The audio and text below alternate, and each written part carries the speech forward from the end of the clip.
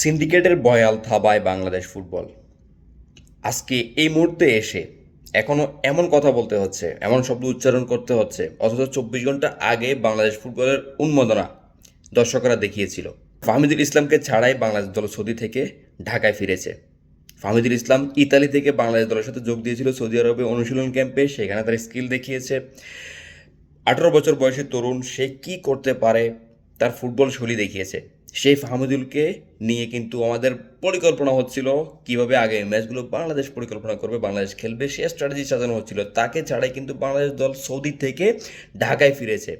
এটির মতো হতাশার কথা আর কিছুই হতে পারে না। কিছুদিন আগে প্রবাসী ফুটবলারদের নিয়ে আমাদের কিছু সাবেক ফুটবলার, ফুটবল কর্তা এবং চলমান কিছু ফুটবলার কথা বলছিল।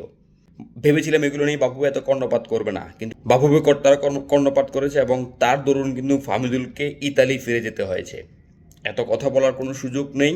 ফাহমিদুল ইসলামকে আমরা ফিরে পেতে চাই। বয়সের কোনো অজুহাত সেখানে দেখানোর কোনো সুযোগ নেই।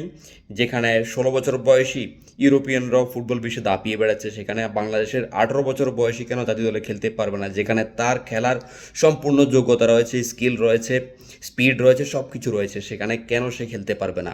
আমরা ফাহমিদুলকে ফেরত চাই, আর কোনো কথা নয়।